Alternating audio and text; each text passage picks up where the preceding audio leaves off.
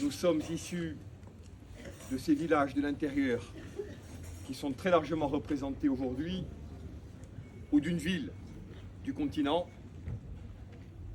Nos grands-parents, nos parents parlent peut-être encore italien, portugais, sarde, marocain, corse. Nous sommes autonomistes, socialistes, libéraux, conservateurs, progressistes, nationalistes. Nous sommes divers dans nos choix de vie, dans nos lieux de naissance, dans nos origines, dans nos opinions politiques. Mais ce à quoi nous tenons par-dessus tout, et qui est aujourd'hui en jeu,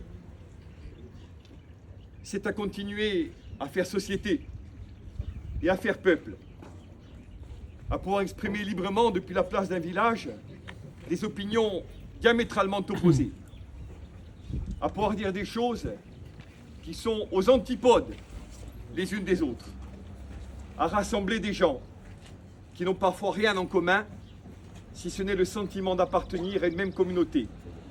Ce soir et aujourd'hui, le peuple corse. Ce choix, mesdames et messieurs, au nom de la ville de Porto-Vecchio et de tant d'autres présents ou représentés, je veux vous inviter solennellement à l'exprimer en termes clairs.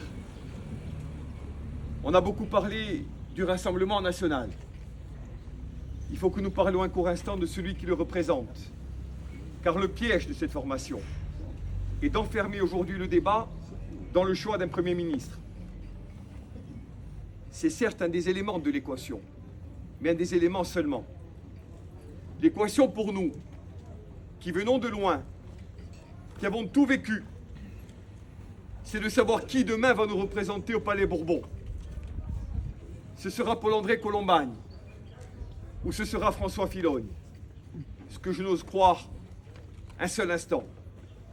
Et pourquoi ça ne doit pas être François Fillogne qui se réfugie courageusement derrière l'affiche de son mentor, qu'il a désigné, comme Paul-André l'a rappelé, ministre, ambassadeur, monsieur Corse, avant même que vous n'ayez choisi, et fort heureusement, ce ne sera pas le cas, de voter pour lui. Qu'est-il? Que représente-t-il? Que dit-il? Il dit tout d'abord des choses qu'aucun d'entre nous ne peut partager. Il dit qu'il n'y a pas de peuple corse. Il a encore rappelé hier sur les plateaux de Viastil. Il dit que la langue corse mérite un musée, Alain, vous toutes et tous, un institut de la sauvegarde.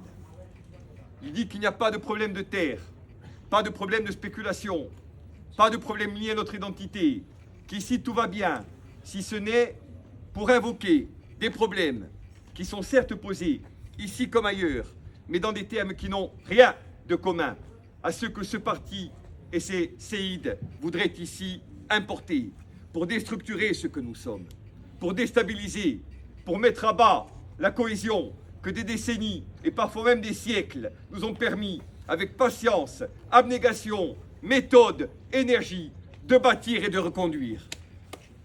Ce parti-là, cet homme-là, ne peuvent pas, dans la circonscription qui est la nôtre, sur les terres de Jean Nicole, de Maria de Peretti, de ces et ceux qui partout ici ont porté haut, comme Paul Fay l'a rappelé, la flamme de la résistance et pas celle de la reddition. Il ne peut pas être élu dimanche prochain.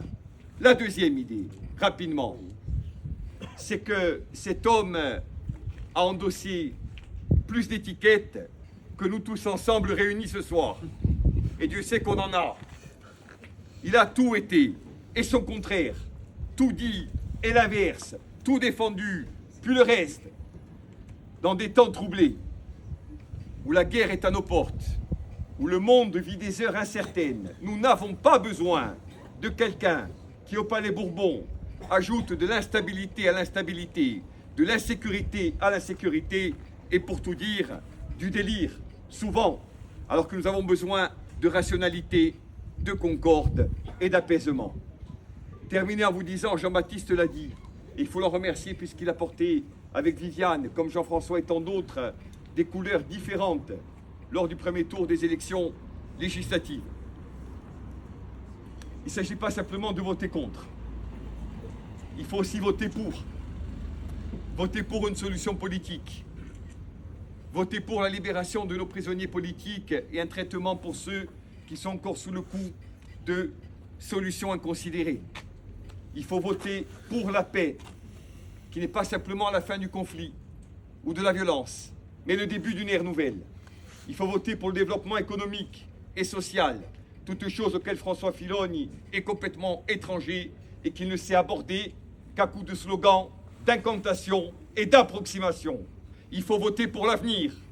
Il faut voter pour que lundi prochain, vous puissiez vous regarder dans un miroir et vous dire qu'ensemble, on n'a rien oublié, rien de ce qui nous caractérise et de ce qui nous fonde.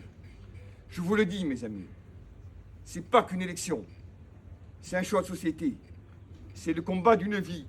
On ne va pas en livrer beaucoup des comme celui-là. Celui-là, il faut qu'on le livre et il faut qu'on le gagne. Paul-André doit être notre député dimanche.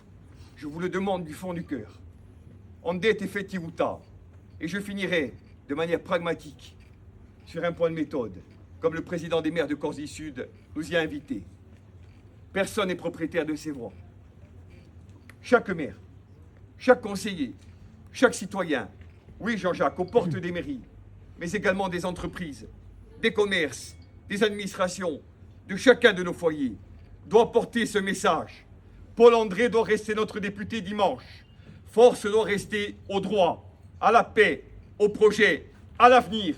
Je vous le demande, faisons-le. Et si vous ne le faites pas pour Paul-André, ce qui peut-être vous traversera un instant l'esprit, faites-le pour vous, pour vos enfants. Et si vous ne le faites pas pour un autonomiste ou un nationaliste, faites-le pour la Corse. Et si vous ne le faites pas pour un mouvement ou pour une formation, faites-le pour notre pays. Allez, on va gagner! Voyons!